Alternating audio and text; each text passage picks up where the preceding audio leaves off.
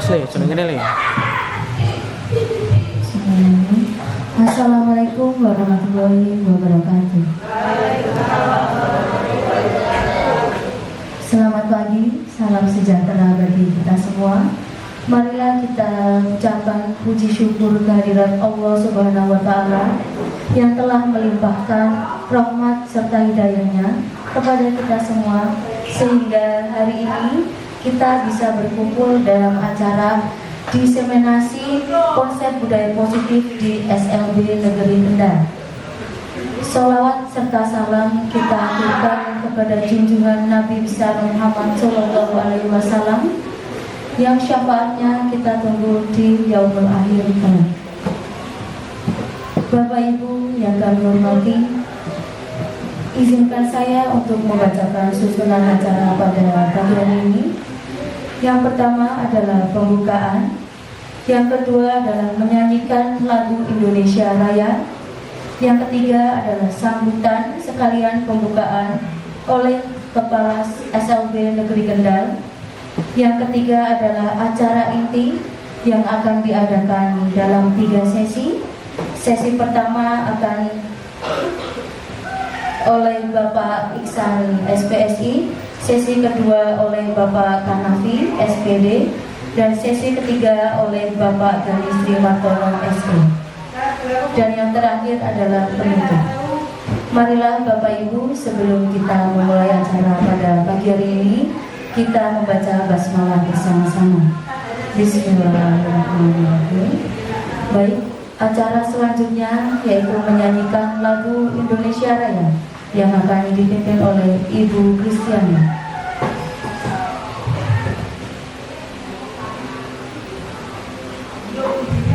Hadirin dimohon untuk berdiri.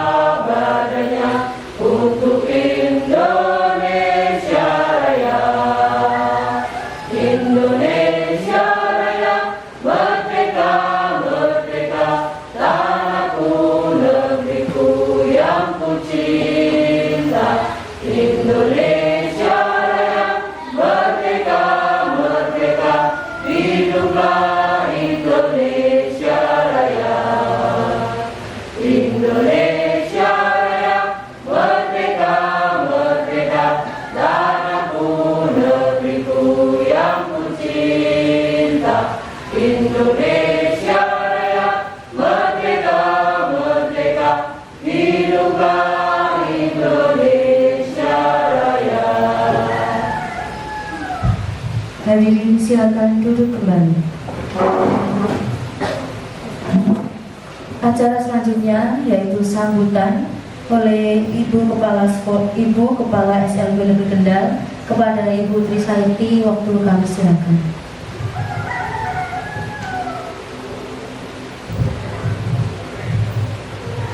Bismillahirrahmanirrahim. Assalamualaikum warahmatullahi wabarakatuh. Waalaikumsalam warahmatullahi wabarakatuh.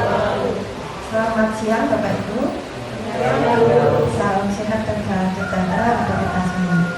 Yang saya hormati Bapak-bapak calon guru penggerak SLB Negeri Kendal, yang saya hormati Bapak Guru dan karyawan SLB Negeri Kendal.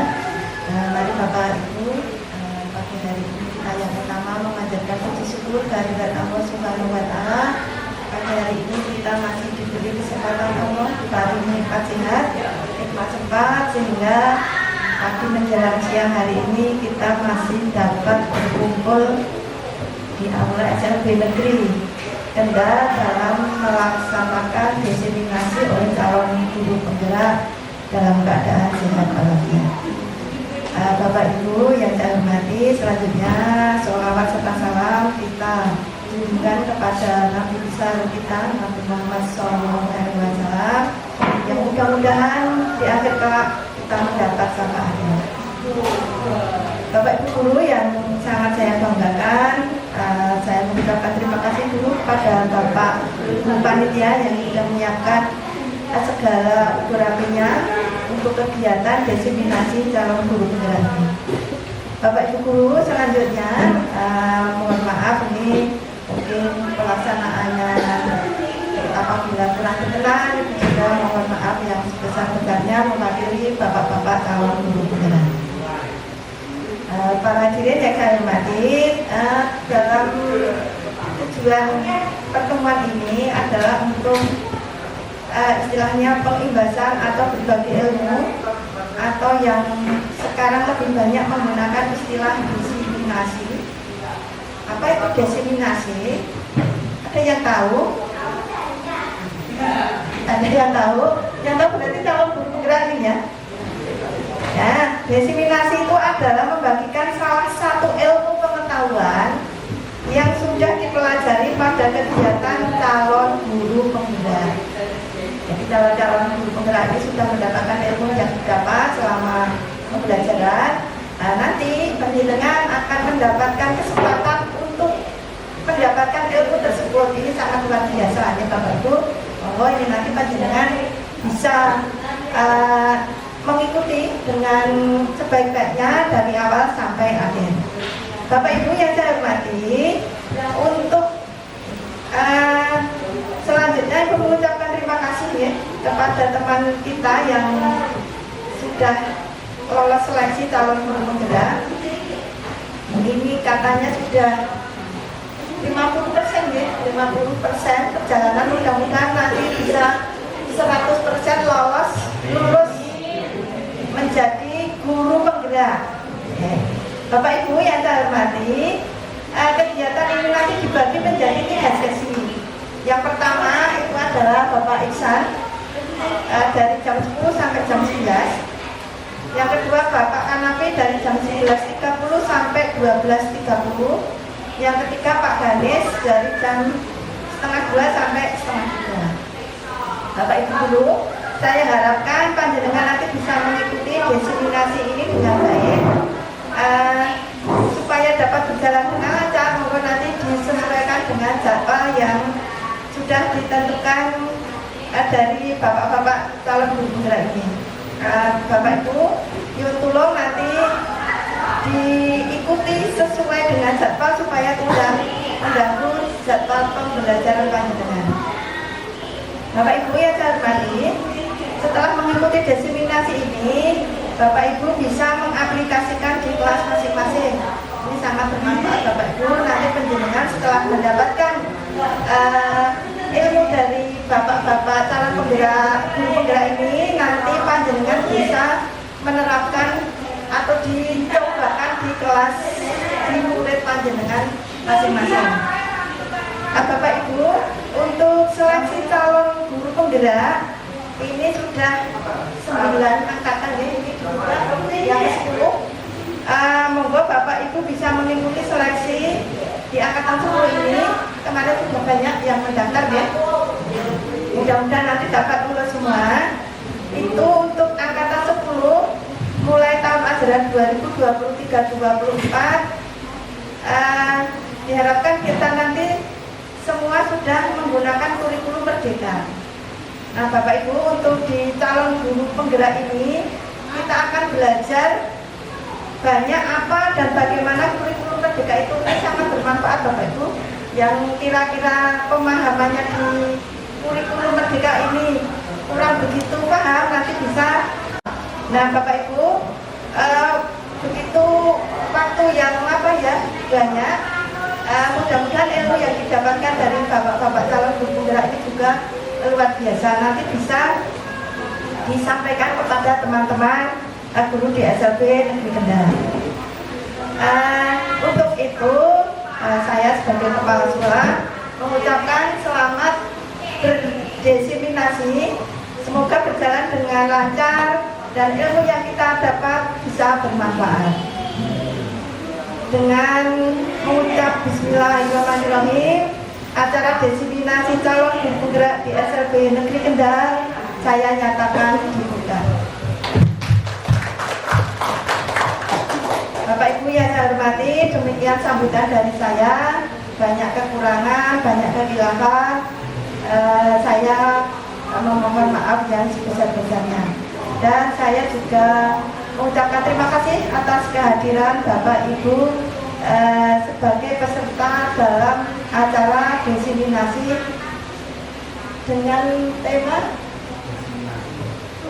konsep budaya positif di sekolah. Demikian Bapak Ibu, sekali lagi saya mengucapkan terima kasih. Matur nuwun. Wassalamualaikum warahmatullahi wabarakatuh.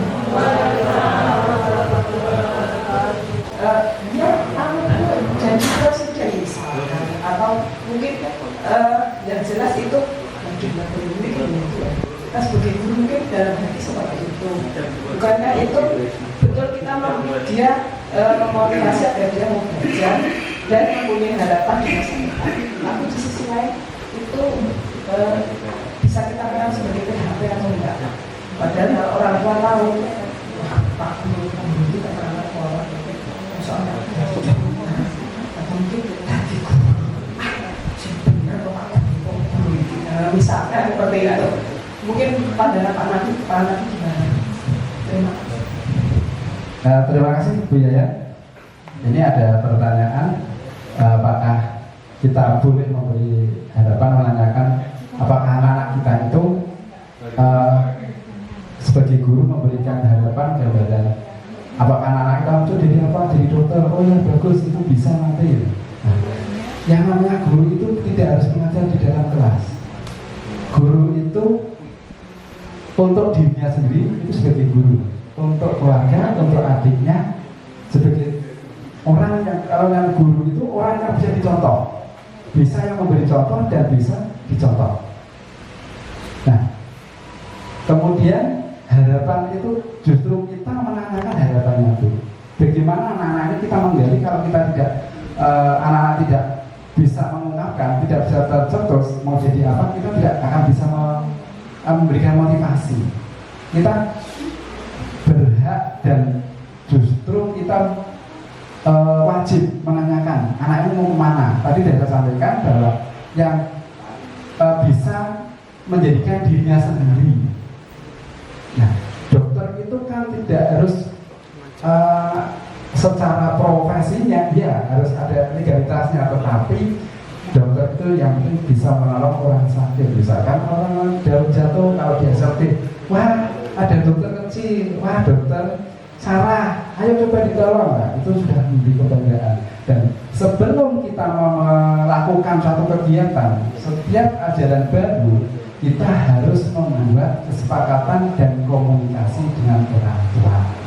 Bagaimana kemampuan anak-anak itu seberapa dan nantinya apa yang diharapkan orang tua kita tanyakan dulu. Nah nanti setelah itu baru kita akan mengolah dan menuntun mendidik anak-anak kita yang di dalam kelas itu. Jadi tidak ada larangan dan tidak memberi PHP itu. Asalkan kita komunikasikan dulu dengan orang tua. Gimana itu? Sudah jelas? Ya. Nah, dokter di mana seperti UKS. UKS itu juga kan tidak bisa dikatakan kalau dulu ada dokter kecil di SD. Itu sekali lagi terima kasih para Bapak Ibu, mudah-mudahan apa yang kami sampaikan bisa bermanfaat, bisa dilaksanakan dan bisa kita untuk memajukan SLB kita. Ya saya akhiri di pertanyaan. Wassalamualaikum warahmatullahi wabarakatuh.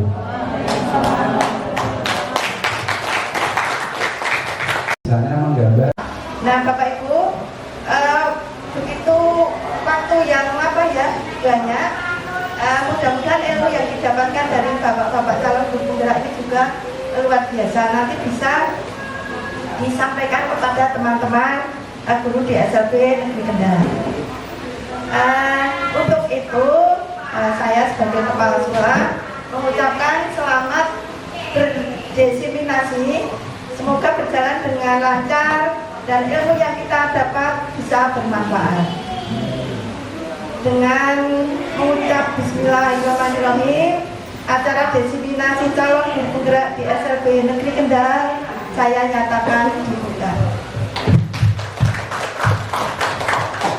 Bapak Ibu yang saya hormati, demikian sambutan dari saya. Banyak kekurangan, banyak kekhilafan. Saya memohon maaf yang sebesar-besarnya. Dan saya juga mengucapkan terima kasih atas kehadiran Bapak Ibu sebagai peserta dalam acara desiminasi dengan tema konsep budaya positif di sekolah. Demikian Bapak Ibu, sekali lagi saya mengucapkan terima kasih. Matur nuwun. Wassalamualaikum warahmatullahi wabarakatuh. Terima kasih kepada Ibu Trisanti atas sambutannya. Acara yang ketiga adalah acara inti yang akan disampaikan oleh Bapak Muhammad Iksan, SPSI pada sesi pertama. Kepada Bapak Iksan, kami silakan.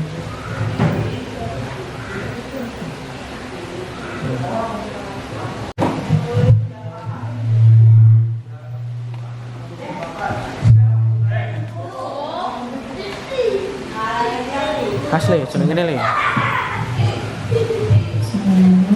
Assalamualaikum warahmatullahi wabarakatuh. Selamat pagi, salam sejahtera bagi kita semua. Marilah kita ucapkan puji syukur kehadirat Allah Subhanahu wa Ta'ala yang telah melimpahkan rahmat serta hidayahnya kepada kita semua, sehingga hari ini kita bisa berkumpul dalam acara diseminasi konsep budaya positif di SLB Negeri Kendal. Sholawat serta salam kita aturkan kepada junjungan Nabi besar Muhammad SAW yang syafaatnya kita tunggu di yaumul akhir kelak. Bapak Ibu yang kami hormati, izinkan saya untuk membacakan susunan acara pada pagi hari ini. Yang pertama adalah pembukaan, yang kedua adalah menyanyikan lagu Indonesia Raya, yang ketiga adalah sambutan sekalian pembukaan oleh Kepala SLB Negeri Kendal, yang ketiga adalah acara inti yang akan diadakan dalam 3 sesi. Sesi pertama akan oleh Bapak Iksan, SPSI, sesi kedua oleh Bapak Kanafi, SPD, dan sesi ketiga oleh Bapak Ganistri Martono, SE. Dan yang terakhir adalah penutup. Marilah Bapak Ibu, sebelum kita memulai acara pada pagi hari ini, kita membaca basmalah bersama-sama. Bismillahirrahmanirrahim. Baik, acara selanjutnya yaitu menyanyikan lagu Indonesia Raya yang akan dipimpin oleh Ibu Kristiani.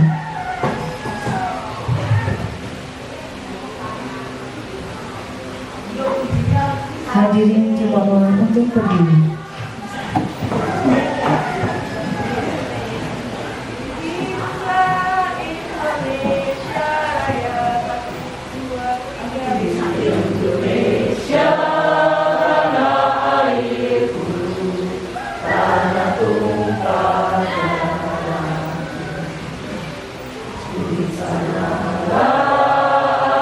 Berdiri dari panu ibu.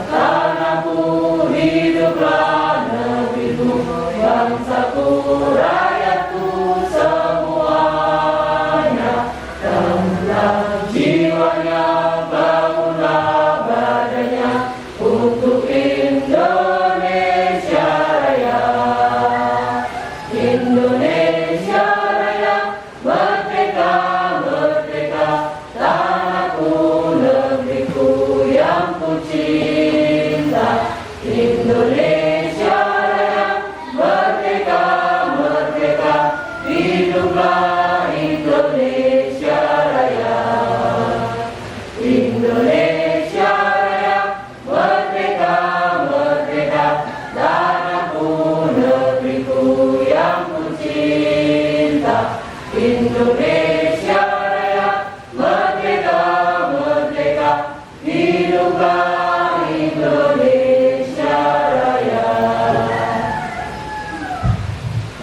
silakan duduk kembali.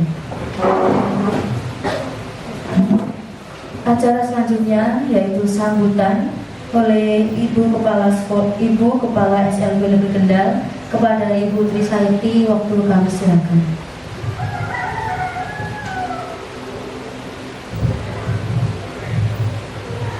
Bismillahirrahmanirrahim.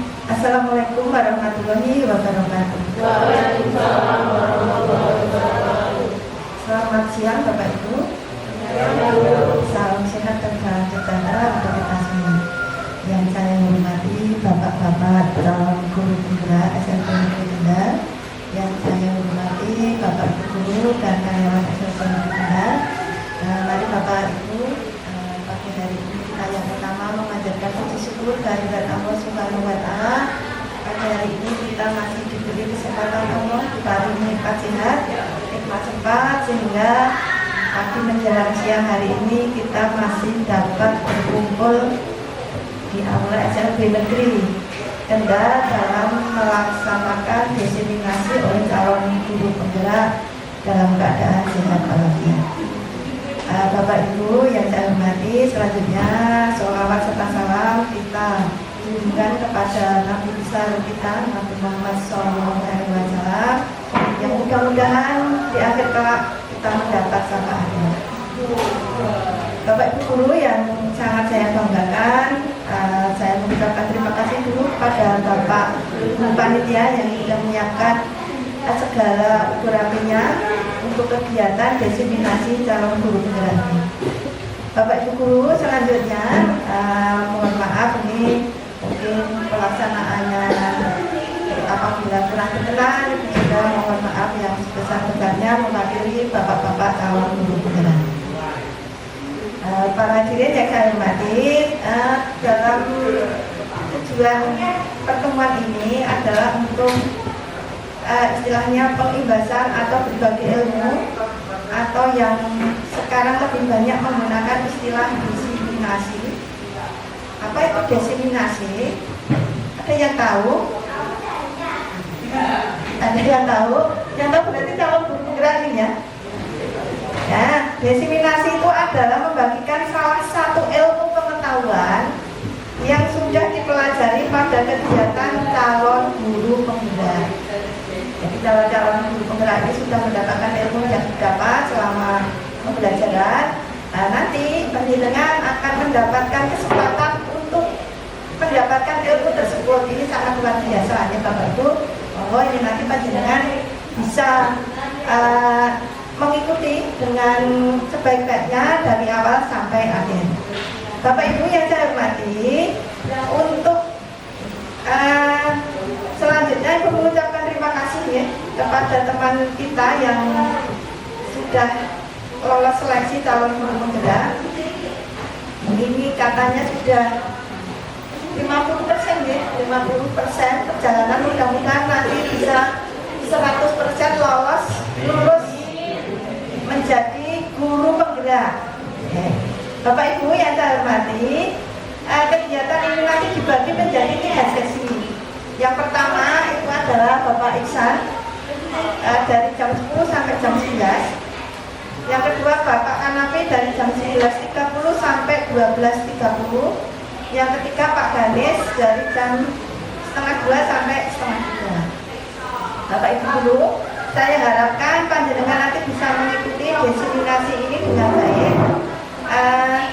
supaya dapat berjalan dengan lancar. Monggo nanti disesuaikan dengan jadwal yang sudah ditentukan dari bapak-bapak calon guru penggerak ini.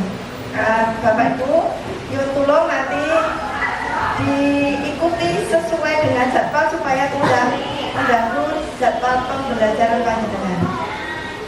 Bapak Ibu yang saya hormati, setelah mengikuti diseminasi ini, Bapak Ibu bisa mengaplikasikan di kelas masing-masing. Ini sangat bermanfaat Bapak Ibu. Nanti panjenengan setelah mendapatkan ilmu dari bapak-bapak calon penggerak guru penggerak ini, nanti panjenengan bisa menerapkan atau dicobakan di kelas di murid panjenengan masing-masing. Nah, Bapak Ibu, untuk seleksi calon guru penggerak ini sudah 9 angkatan ya, ini yang ke-10. Monggo Bapak Ibu bisa mengikuti seleksi di angkatan 10 ini. Kemarin sudah banyak yang mendaftar ya. Mudah-mudahan nanti dapat lulus semua. Itu untuk angkatan 10 mulai tahun ajaran 2023-2024. Diharapkan kita nanti semua sudah menggunakan kurikulum merdeka.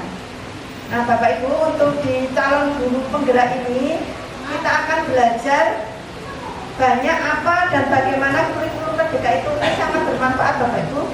Yang kira-kira pemahamannya di kurikulum merdeka ini kurang begitu paham, nanti bisa karena malah belum. Nah, udah. Assalamualaikum warahmatullahi wabarakatuh. Bapak Wakil Kepala Sekolah yang saya hormati dan banggakan, Bapak Ibu Guru SLB Negeri Kendal yang saya banggakan, terima kasih atas waktu yang telah diluangkan untuk saya untuk menyampaikan diseminasi konsep budaya positif di sekolah SLB Negeri Kendal. Kami bertiga, ada Pak Denis Primartono SE, ada Pak Muhammad Iksan SPD, dan saya sendiri Kanapi SPD, telah mengikuti calon guru penggerak, belum guru penggerak tapi masih calon guru penggerak. Nah, ini kami mempunyai tugas untuk menginformasikan atau mengindaskan atau menginformasikan apa yang telah kami terima. Bapak Ibu, apa sih budaya positif itu? Nah, budaya positif itu pembiasaan yang diterapkan di sekolah yang diharapkan akan membantu tercapainya profil pelajar Pancasila. Nah, dan ini tidak harus di sekolah, tetapi karena ini calon guru penggerak maka diterapkan di sekolah. Nah, di sekolah akan turun di kelas, sehingga nanti apa sih harus dilakukan oleh guru sesuai dengan filosofinya Kiai Jatiwatoro, bahwa guru itu adalah menuntut. Bagaimana cara menuntut anak-anak, bagaimana cara kita membimbing. Tugas kita bukan hanya sekedar mengajar atau hanya sekedar memberikan teori, tetapi kita itu menuntut. Nah, menuntut itu disesuaikan dengan kodrat alam dan kodrat yang lainnya. Dia disesuaikan dengan kemampuan anak-anak kita. Nah, dengan tadi saya sampaikan adalah ini ada disiplin positif. Disiplin positif ini menurut Dr. William Besser dalam kontrol teori yang kemudian dari berkembang dinamakan choice theory, meluruskan beberapa miskonsepsi tentang makna kontrol. Nah, dari kontrolnya ada beberapa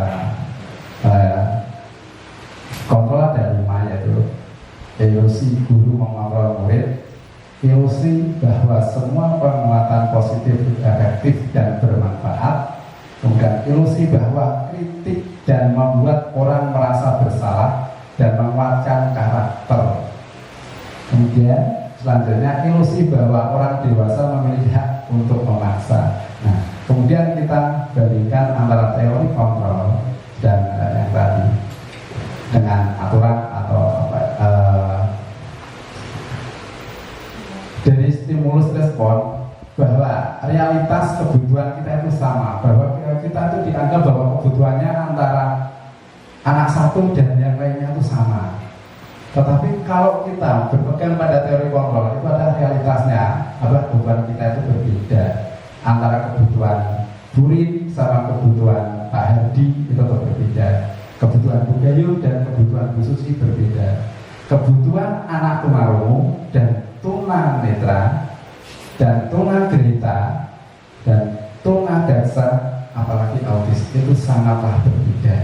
Jadi kita tidak bisa menyamakan atau mensamaratakan bahwa semua harus seperti ini, tetapi kita harus mempelajari, kita memahami bagaimana nanti pelayanan kita itu akan lebih baik. Kemudian semua orang melihat hal yang sama, tetapi kenyataannya atau teori kontrolnya setiap orang memiliki gambaran yang berbeda. Kalau saya melihat Bu Kari, gambarannya Bu Kari itu kehidupannya mewah, bermobil, setiap hari jalan-jalan. Nah, juga berpandangan beda lagi sama pandangan dari Bu Suci, bahwa kalau Bu Kari itu setiap harinya bekerja keras, tangguh. Nah, sama kita dalam memperlakukan anak-anak kita harus bisa tidak bahwa anak itu harus dilihat sama dari sisi mana, dilihat dari sisi kebutuhannya. Kalau kita ingin memenuhi kebutuhan anak-anak, nah, tiap anak berbeda kebutuhan, berbeda pandangan. Nah, kita yang bisa sebagai guru bisa menyamakan, bisa menarik garis benang merahnya, sehingga nanti di dalam kelas, di dalam sekolahan, dari setiap guru, dari setiap anak, setiap guru ini di sini ada sekarang ada 63 guru, itu berbeda pandangan, berbeda pendapat. Itu otomatis kalau kita tidak bisa menyatukan, tidak bisa menyamakan persepsinya, maka yang terjadi adalah sekolah ini tidak lebih baik, tetapi akan lebih hancur. Kemudian kita mencoba mengubah agar berpandangan sama dengan kita. Nah, kalau kita dulu dari stimulus respon itu berpandangan semua orang harus mengikuti kita, semua harus mengikuti bapak, semua harus mengikuti ayah. Tetapi kalau menurut teori kontrol, bahwa kita berusaha memahami pandangan orang lain tentang dunia, karena dunia kita dan dunia mereka berbeda. Dunianya Bu Tari dengan dunianya Pak Yayan berbeda. Kalau Pak Yayan lebih cenderung ke seni, kalau Bu Tati adalah lebih cenderung di prakteknya. Jadi ini adalah dua yang berbeda dan harus kita menghormati dan menghargai. Selanjutnya, perilaku buruk dilihat sebagai sesuatu yang salah. Kalau dulu pada waktu kita masih SD, SMP, SMA, bahwa perilaku buruk dilihat sebagai suatu kesalahan yang besar, menjadi malu. Anak tidak naik kelas, malu. Orang tua akhirnya anak diajar, diteplaki. Kalau kita sebagai guru, anak tidak paham matematika antara tambahan dan pengurangan, itu biasanya guru marah. Kamu sih bodoh banget, kamu nggak bisa-bisa. Sampai saya juga kebingungan bagaimana cara menerangkan kamu. Tetapi kalau melihat dari kontrol, ini ada semua perilaku memiliki tujuan. Jadi tujuan yang satu dengan yang berbeda. Dia tidak mahir dalam matematika, tetapi mahir dalam seni lukis. Dia tidak mahir dalam seni lukis, tapi dia mahir dalam bahasa. Jadi ini kita sebagai guru, kalau menurut teori kontrol, kita harus mencari dan mengembangkan apa yang telah dimiliki oleh siswa kita. Kemudian selanjutnya, orang lain bisa mengontrol saya. Nah, kalau guru sudah bilang ayo ditulis, semua anak harus menulis. Besok berangkat jam 7, tidak mau tahu guru.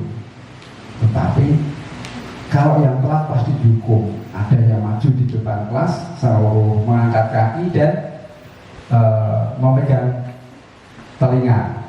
Tetapi kalau sesuai dengan kurikulum Merdeka, ini adalah hanya ada yang bisa mengontrol diri Anda. Berarti kita itu hanya menuntun, mengarahkan, tetapi tidak bisa mengontrol orang lain. Kalau Bundara, saya paksa untuk menjadi operator dapur ini, tidak mau. Tetapi karena budaya mempunyai skill yang lain, malah misalkan disuruh menjadi bendahara juga nggak mau. Jadi kalau kita sendiri tidak mau, maka kita harus bisa memahami orang lain. Jangan asal menyuruh dan jangan asal kita mau. Karena sesuatu itu pasti ada tujuan dan ada kebaikan untuk kita dan untuk orang lain. Saya bisa mengontrol orang lain dalam teori kontrol. Anda tidak bisa mengontrol orang lain. Kemudian pemaksaan ada pada saat bujukan gagal. Dalam teori kontrol, kolaborasi dan konsensus mendapatkan pilihan-pilihan baru. Nah, dalam pemaksaan, kalau waktu dulu kamu harus bulan, misalkan kamu harus gambar bola, padahal anak nggak bisa menggambar bola, bisa. Tetapi yang kita sampaikan adalah kolaborasinya. Coba kamu gambar baju ditutup di samping bola. Nah, seperti apa tuh bola itu? Tetapi itu anak akan inisiatif dengan dirinya sendiri tanpa kita paksa. Model berpikir menang kalah. Kalau stimulus respon itu adalah berpikir menang atau kalah. Kalau kita memaksa, kamu atau saya yang berhasil. Tetapi yang kita harapkan adalah model berpikir menang, menang, dan menang. Kenapa? Karena ada dari dalam diri kita sendiri, bukan dipaksa oleh orang lain. Jadi kita mempunyai prinsip bahwa sesuatu itu harus berasal dari dalam, bukan dari luar. Misalkan ada dari luar, itu hanya memberikan respon atau memberikan pandangan, tidak bisa kita paksakan. Nah, nilai-nilai kebajikan yang tadi sesuai bahwa tujuan dari destinasinya adalah untuk menuju bahwa sesuai profil pelajar Pancasila. Nah, dari pelajar Pancasila ini nilai-nilai kebajikannya satu adalah beriman dan bertakwa pada Tuhan Yang Maha Esa dan berakhlak mulia. Bagaimana kita akan menuntun anak-anak kita nanti bisa beriman dan bertakwa sesuai dengan agamanya dan keyakinan masing-masing. Kalau misalkan agamanya berbeda dengan guru, maka kita harus menghargai. Kalau hari Minggu, misalkan yang non-Muslim harus ke gereja, kita harus memberi kesempatan. Hari Jumat, orang Islam harus ke masjid juga harus diberi kesempatan. Berakhlak mulia, tahu etika, bagaimana berbicara dengan orang tua, bagaimana berbicara dengan orang yang lebih besar, yang lebih senior atau lebih tua juga memahami bagaimana kita menyayangi. Jangan sampai terjadi diskriminasi. Kemudian mandiri. Mandiri inilah yang kita harapkan di SLB. Bagaimana anak-anak ini nantinya bisa hidup tanpa bantuan orang lain. Jadi anak-anak kita ini dari ini mandiri inilah yang kita fokuskan. Jadi anak tanpa bantuan, kalau orang tua sudah ada, sudah lulus dari SLB, anak bisa mencari rezeki, bisa mencari makan tanpa belas kasihan. Kalau kita tanamkan, kalau kita berada di luar, kita tanamkan pada instansi yang terkait bahwa anak-anak kita tidak butuh belas kasihan, tapi cukup dimengerti, itu saja. Kemudian bernalar kritis. Nah, bagaimana anak-anak kita bisa bernalar kritis? Bisa, anak SLB bisa bernalar kritis. Bagaimana caranya? Tidak harus menciptakan sesuatu, tetapi bisa menghadapi kondisi. Misalkan saya kok mau ke kamar mandi, dia tahu bagaimana cara melepas celananya, bagaimana nanti memakainya, itu sudah bernalar kritis. Tidak harus misalkan nanti jadi dokter, atau jadi polwan, atau jadi polri. Bagaimana cara menyelesaikan tugasnya. Bernalar kritis ini adalah disesuaikan dengan kondisi anak kita. Kemudian berkebinekaan global. Jadi kita dari berbagai macam daerah ini banyak sekali potensi yang belum kita munculkan, belum dimunculkan, bukannya tidak dimunculkan, tetapi belum termunculkan. Dari misalkan dari Bu Sarah mempunyai kelebihan itu pasti, tetapi belum dimunculkan. Bu Gayu juga punya, dan nanti ini berimbas pada anak-anak. Kalau kita sudah menyatukan dari berbagai pandangan dari berbagai macam daerah mengerucut satu ke SLB, maka SLB anak-anak kita akan merucut bisa menghadapi situasi dan bisa mandiri. Kalau kita bisa menerima kebinekaan ini, sehingga akan anak-anak tertanam nalar kritis, benar kritis, kemudian bisa mandiri, bergotong royong dan kreatif. Nah, bergotong royong ini di antara anak-anak kita tanamkan. Tapi sebelum ke anak, berarti kita dulu harus saling bergotong royong, saling membantu. Jangan melihat, oh kayak rasa paham, rasa pemikiran aku lah sorry ya. Tidak bisa seperti itu. Tetapi dari mana asalnya, baik itu laki-laki atau perempuan, kita adalah di sini sama, tugasnya adalah menuntun anak-anak. Kemudian kreatif. Nah, kita sebagai guru harus kreatif. Bagaimana mengatasi anak-anak yang nakal? Bagaimana mengatasi anak yang tidak bisa duduk?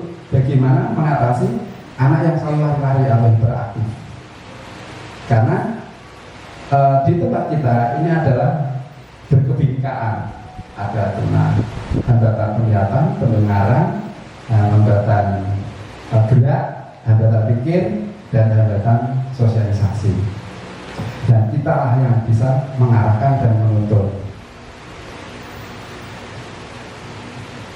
Ini salah satu contoh. Penerapan budaya positif merupakan salah satu langkah yang dilakukan untuk menciptakan karakter murid. Nah, ini contohnya, karena kita juga sudah memberikan arahan pada anak-anak, bagaimana kita memberikan anak-anak tertanam dengan budaya positif, bagaimana cara bertanya, contohnya itu angkat tangan, sehingga nanti akan diputuskan yang ngacung lebih dulu akan diberi waktu untuk menyampaikan pertanyaannya. Kemudian salah satu langkah awal dalam budaya positif adalah kesepakatan kelas antara murid dan guru dalam proses pembelajaran. Pasti Bapak Ibu akan bertanya, kenapa Pak ini kok semuanya orang tua bukan siswa? Nah, yang sini siswa, yang sini orang tua. Nah, kenapa langkah awal ini bukan siswa? Karena kalau di kelas saya ini siswa kecil hambatan pendengaran yang belum bisa diajak komunikasi dua arah, sehingga saya berkomunikasi menentukan budaya positif ini dengan orang tua, karena orang tua yang menunggui, karena yang akan merasakan nanti bagaimana beliau lebih awal datangnya atau gimana, ini kesepakatan dengan orang tua. Nilai-nilai kebajikan atau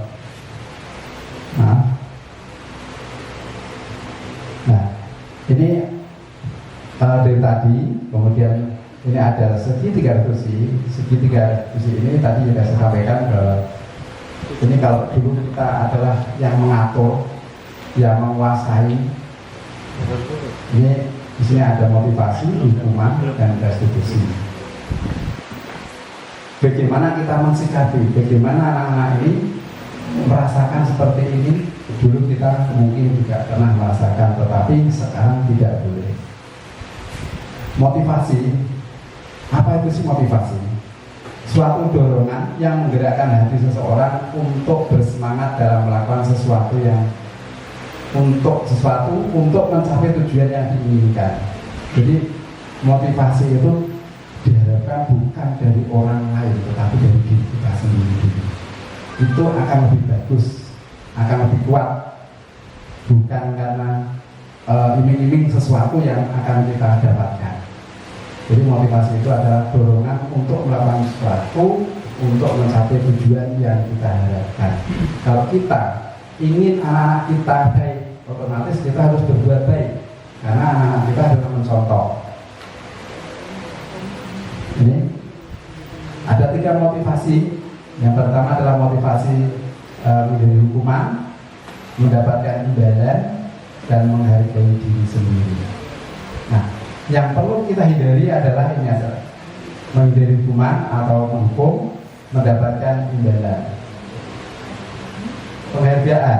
Penghargaan tidak efektif. Kenapa penghargaan tidak efektif? Karena kalau kita memberikan imbalan pada anak-anak, nanti kalau yang berangkat lebih awal saya kasih hadiah permen. Kalau besok pindah kelas, sekarang kelas saya, besok kelasnya Bu Gayu atau Pak Mardi atau Bu Nabila atau Bu Mala.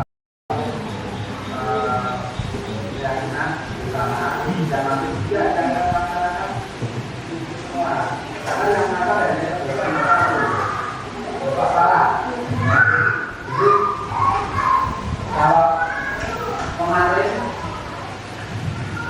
ini banyak yang sering kelas apa namanya orang kalau emosi jadi nanti yang membedakan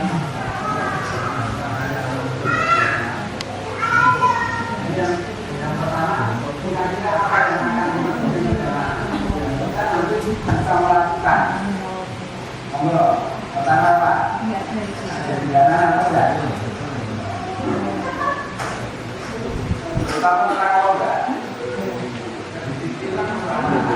Ini saya lakukan saat pengambilan rapor semester 1. Ya, jadi kita yang masuk ke waktu. Kira-kira Bapak Ibu bisa nggak meyakini bahwa pandeminya bisa masuk ke waktu? Bisa nggak?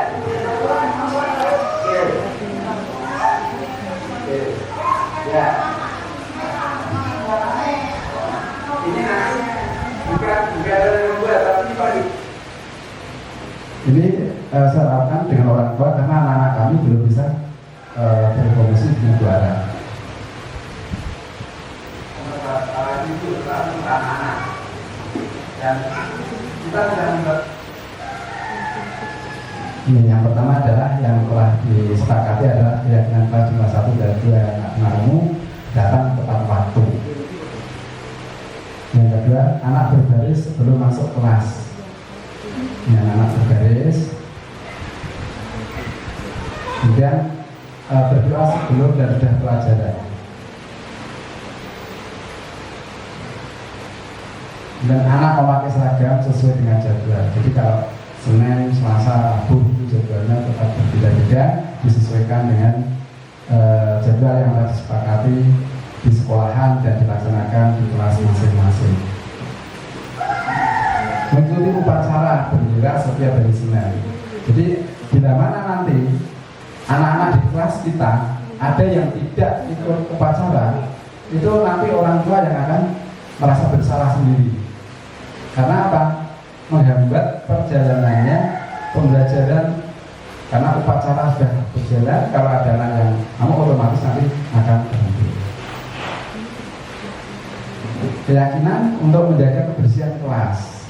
Nah, anak untuk menyapu, membersihkan, tetapi tetap kita tuntut dan kita panggil. Keyakinan saat pembelajaran orang tua tidak boleh masuk kelas. Nah, ini yang sering terjadi adalah orang tua masuk kelas kadang masih tidak masih belum yakin dengan gurunya, belum percaya. Nah, kenapa? Apa yang terjadi ini adalah di tahun ajaran baru pindah guru biasanya, wah kalau buku kok galak banget, wah nanti ulang guru galak, wah pokoknya busana getak-getak kan. Ini orang tua yang menunggu di luar. Nah, kita ini dari ada kesepakatan, maka kalau sudah di dalam kelas otomatis itu adalah tugas dari guru, bukan orang tua ikut campur, kecuali kalau kita memang membutuhkan bantuan orang tua kita yang meninggal. Kemudian setiap hari Selasa dan Jumat membawa bekal untuk makan bersama. Nah, ini anak-anak makan bersama.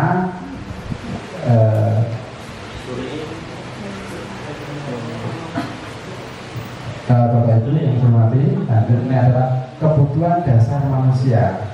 Ada kebutuhan hidup, kebutuhan kasih sayang dan rasa diterima, kebutuhan kebebasan, kebutuhan kesenangan, dan kebutuhan penguasaan.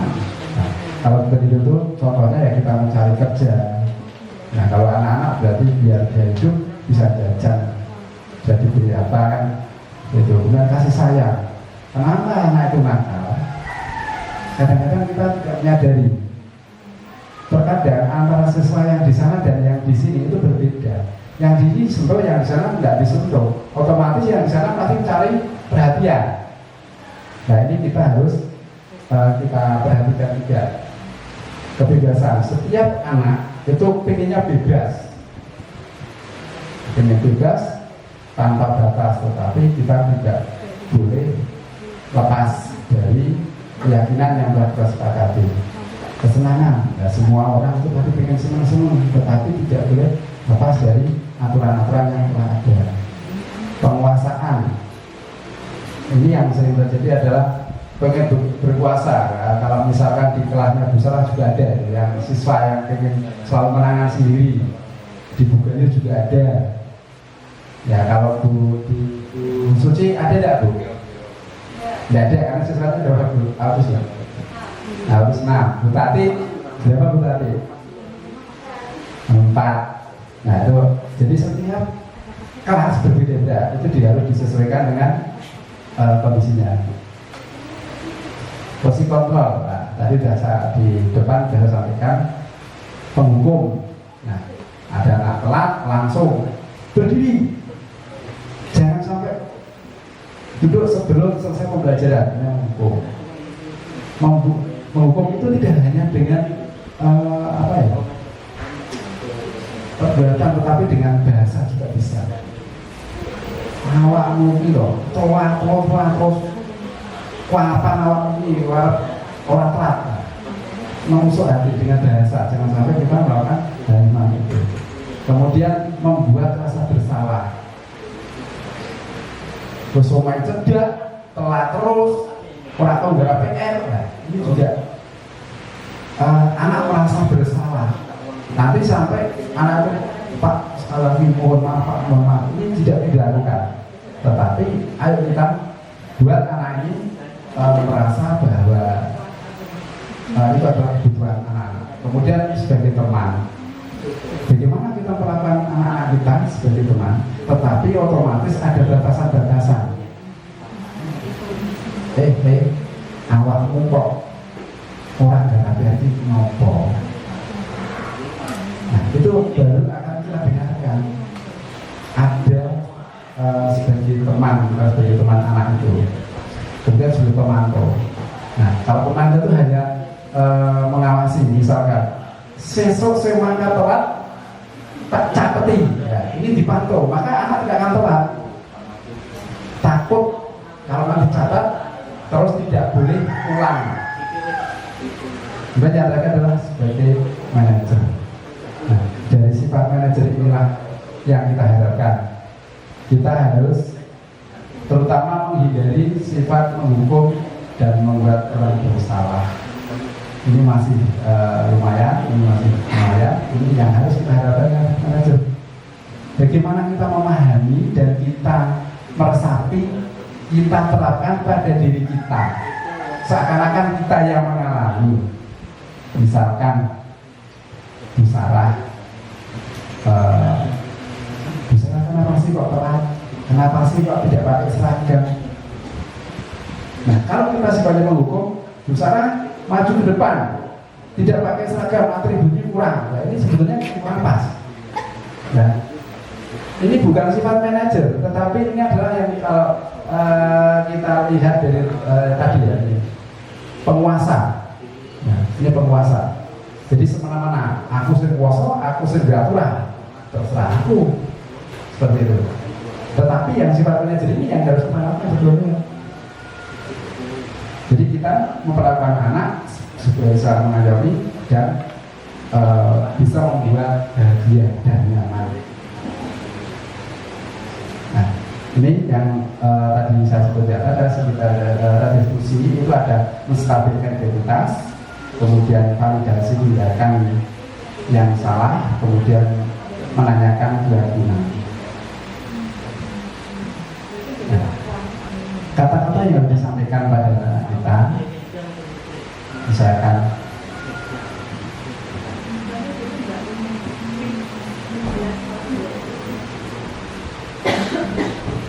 ini ada validasi tindakan yang salah, ada menstabilkan dan menanyakan keyakinan.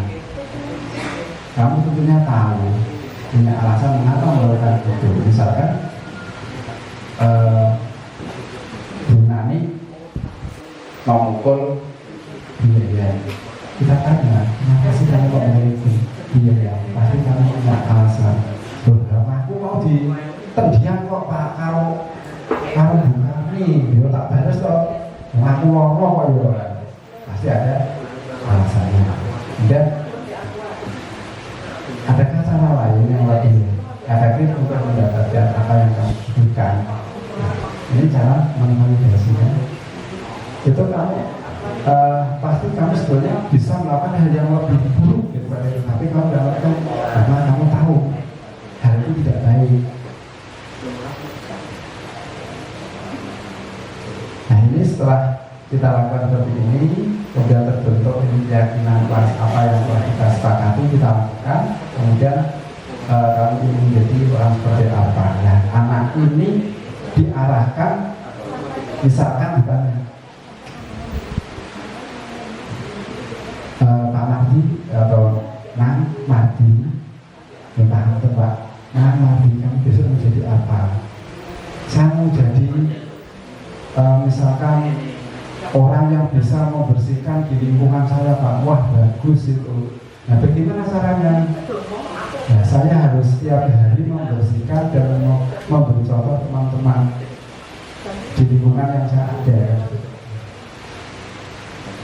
Jawaban dari segala institusi itu yang pertama adalah langkah pertama pada kegiatan dasar jika adalah menstabilkan identitas. Jika ada yang berbuat salah, maka ada kebutuhan dasar yang mereka tidak terpenuhi. Kenapa dia melakukan sesuatu? Pasti ada kebutuhan dasarnya apa? Kebebasan atau kebutuhan hidup, kebutuhan kasih sayang tidak terpenuhi. Maka dia akan membuat pola. Kalau di dalam kelas, misalkan saya hanya menyentuh busana saja, pasti Pak Mas juga membuat pola. Wah, aku digatek kok, aku digatek salah boleh kan seperti itu. Bagian dasar segitiga resolusi memiliki tujuan untuk merubah orang yang gagal karena telah berbuat kesalahan menjadi orang yang sukses.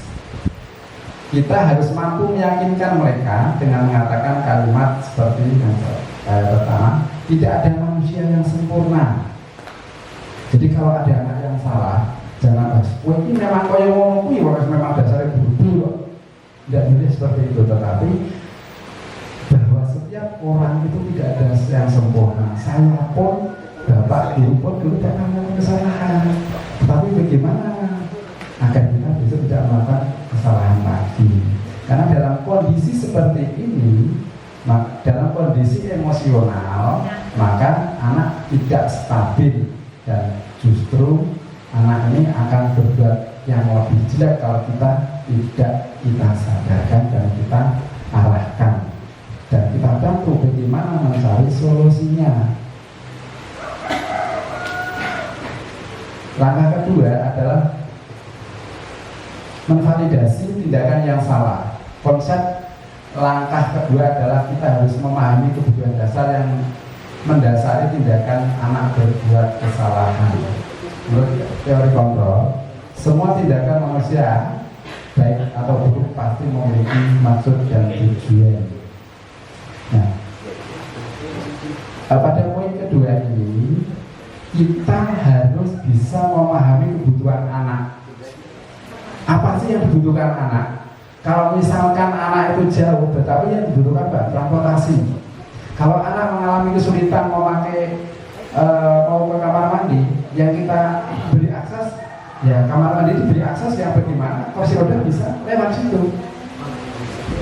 Harus kita yang mencarikan solusi bersama-sama dengan anak-anak. Langkah ketiga yaitu menanyakan keyakinan. Quality control menyatakan bahwa kita pada dasarnya termotivasi secara internal. Nah, tadi saya sampaikan bahwa motivasi yang paling kuat adalah dari diri kita sendiri, bukan dari teman. Tetapi teman adalah untuk membangkitkan, bukan yang utama, yang primer. Tetapi kalau kita mau sukses adalah diri dalam kita sendiri. Nah, ini yang kami lakukan kemarin. Ini Mas Falah, rumahnya Limpung, yang seringkali terlambat dan seringkali juga tidak masuk sekolah, sering sakit.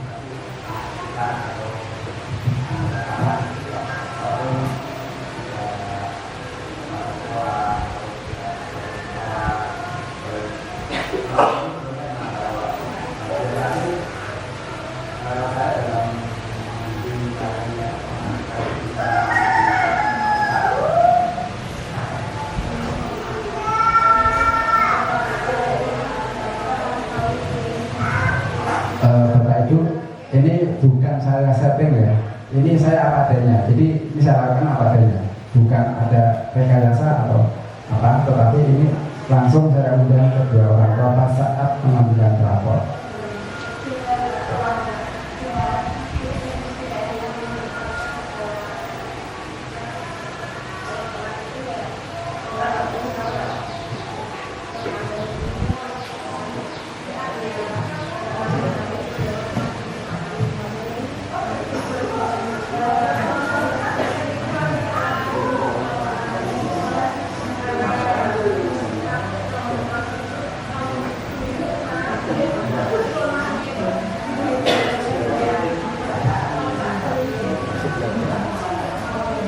Ini baru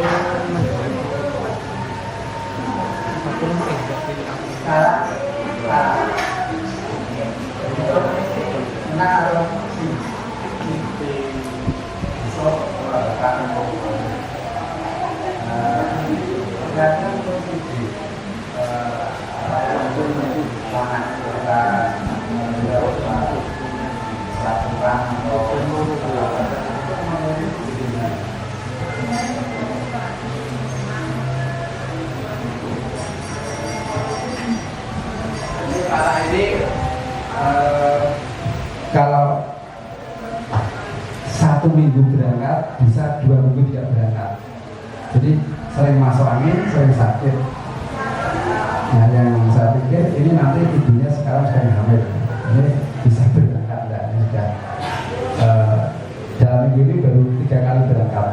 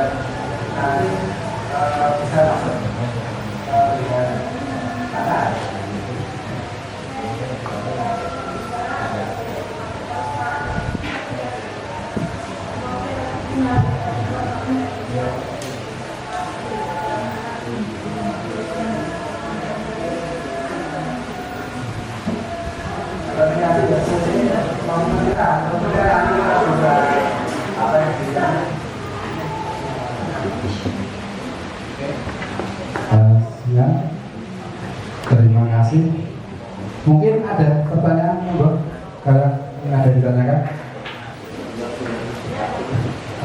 Oke, monggo kita.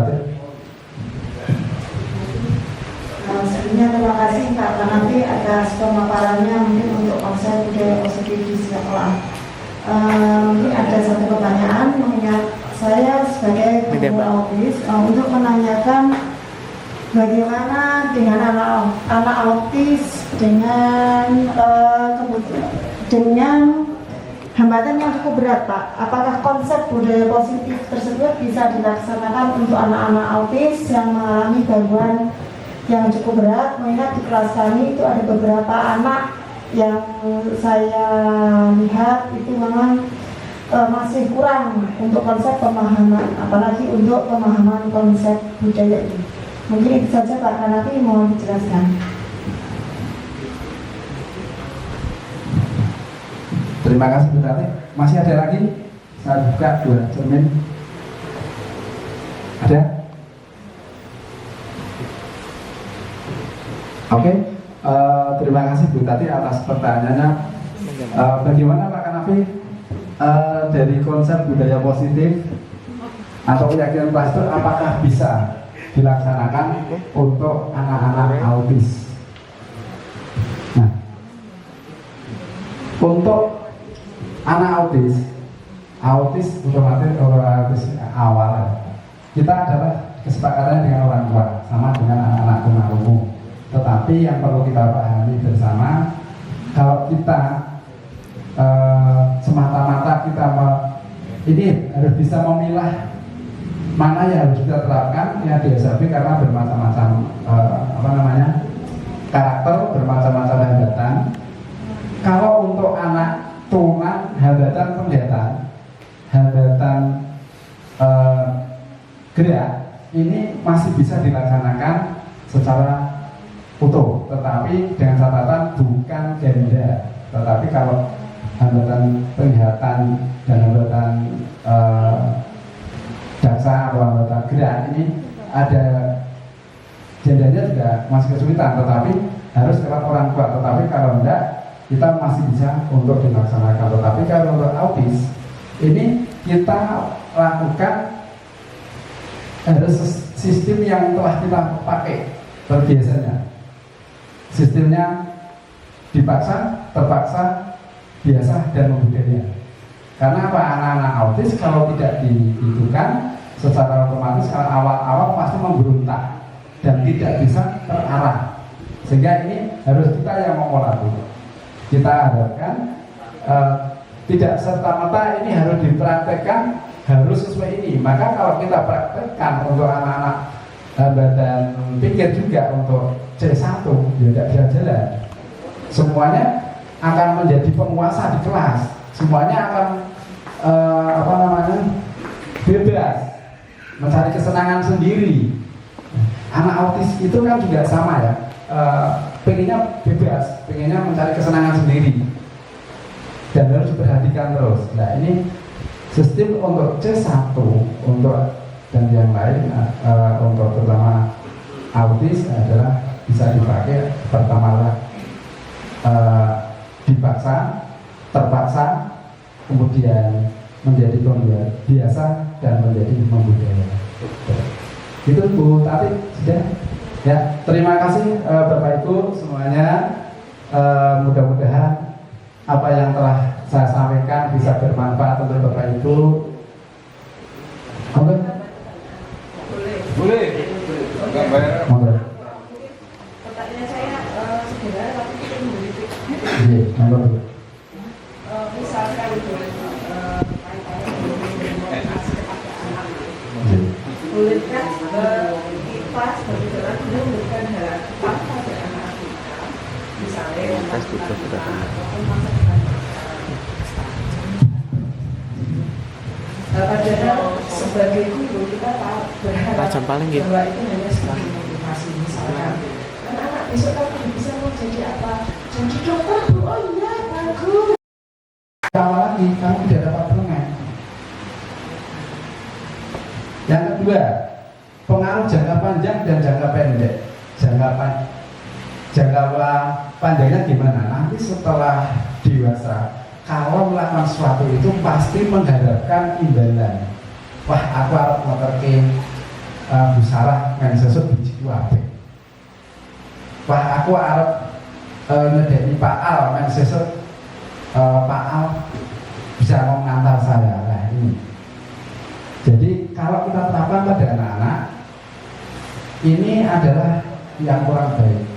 Dalam waktu jangka pendek saja, kalau misalkan wah saya tak ngaku gasik, kalau tak ngumpulkan sepedanya Pak Guru atau Bu Guru, sesuk bijuku dikayape. Ini imbalan, maka ini adalah tidak bagus.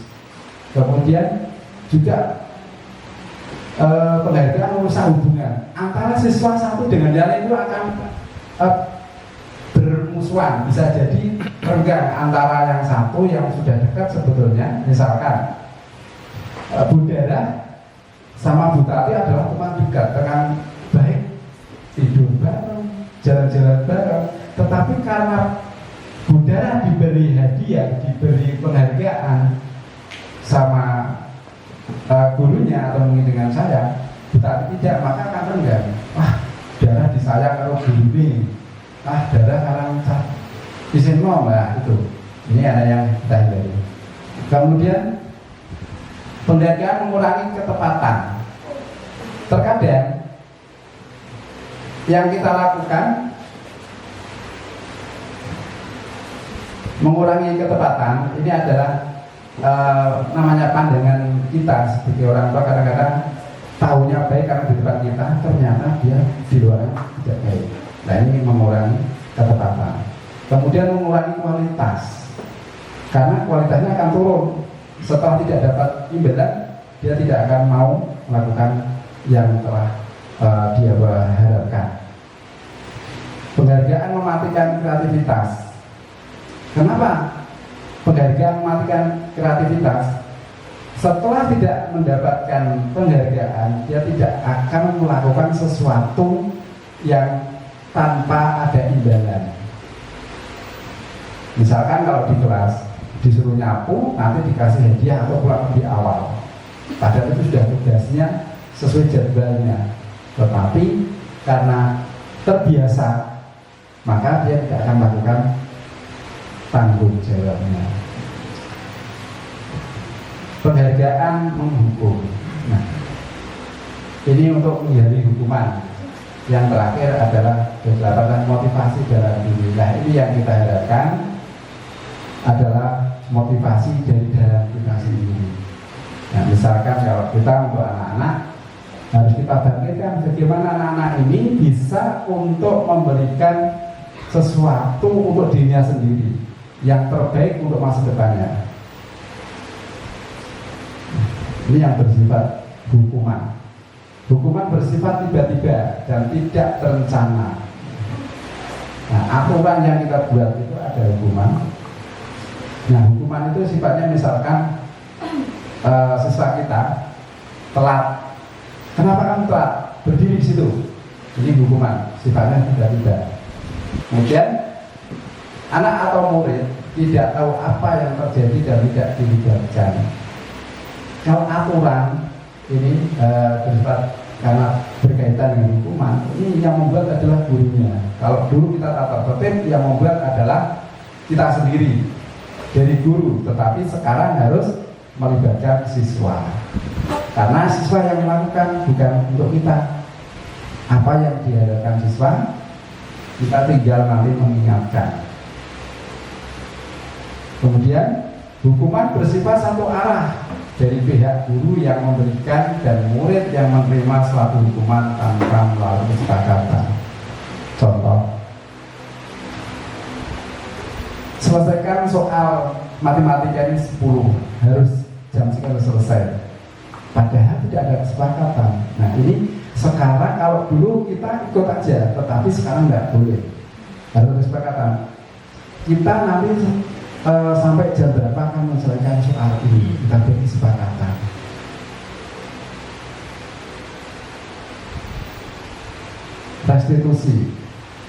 Restitusi merupakan suatu proses kolaboratif mengajar murid untuk mencarikan solusi untuk masalah mereka dan membantu murid berpikir tentang orang seperti apa yang mereka inginkan dan bagaimana mereka harus memperlakukan orang lain. Ini kalimat dari Kelsom Hesser. Nah, dari restitusi ini kita diharapkan tadi ada motivasi, ada hukuman, dan ada restitusi. Kita sebagai guru sekarang diharapkan dan dituntut untuk melaksanakan restitusi. Bagaimana anak ini bisa mencari solusi, bagaimana anak ini mempunyai harapan masa depan, dan bagaimana nantinya anak itu bisa menghargai diri sendiri dan menghargai orang lain.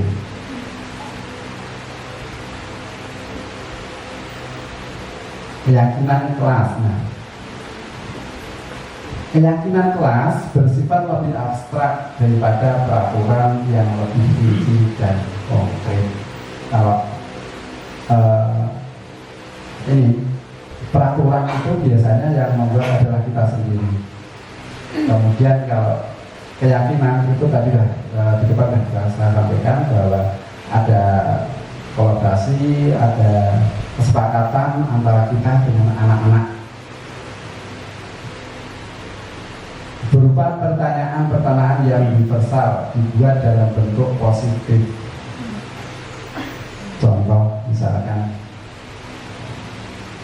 dan ini dibuat bukan kita yang menentukan tetapi anak-anak. Misalkan contoh di kelas kita ingin dibuat peraturan apa, misalkan Pak datang lebih awal, bagus jam berapa? Jam 7 harus dari sampai sekolah. Oke. Ini tidak ada satu anak, jadi semua sekolah di kelas itu harus terlibat. Ada yang menyampaikan Pak harus saling menghormati. Nah, apa itu menghormati? Menghargai orang lain Pak sedang berbicara. Dan harus saling menyayangi atau menciptakan suatu keharmonisan di dalam kelas. Nah, ini adalah yang menciptakan anak-anak. Dan nanti bila mana ada kesalahan, kita mengingatkan apa sih kesepakatan kelas kita, apa sih keyakinan kelas kita. Dan mudah diingat dan dipahami oleh semua warga kelas. Jadi misalkan tepat waktu, otomatis anak-anak ada gambar jam, itu sudah paham, oh saya tadi telat, ini waktunya saya sekian. Jadi nggak perlu kita marah-marah. Kemudian sesuatu yang dapat diterapkan di lingkungan tersebut. Jadi sesuatunya itu tidak boleh yang tidak bisa dilakukan oleh anak-anak. Misalkan anak tunadarsa misalkan disuruh mengambil air, padahal jalannya sudah kesulitan, tetapi kita berikan jalan. Bagaimana cara mengambil air? Harus kita berikan jalan. Solusinya apa? Berikan selang. Bersedia meninjau kembali keyakinan kelas dari waktu ke waktu. Jadi keyakinan itu bisa ditinjau dari waktu ke waktu. Misalnya tahun ini bisa dipakai, belum tentu tahun besok bisa dipakai. Kalau tahun ini mungkin masuk sekolah atau di kelas jam 7.30 karena banyak anak-anak yang rumahnya jauh dan kita masih ada memberikan toleransi. Dan kita tidak boleh saklek, aturan harus ditegakkan, tetapi kebijakan harus dilaksanakan. Nah, jadi data itu proses membangun keyakinan.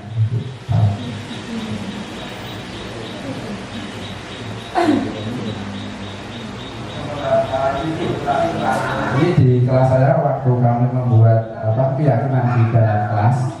Jadi keyakinan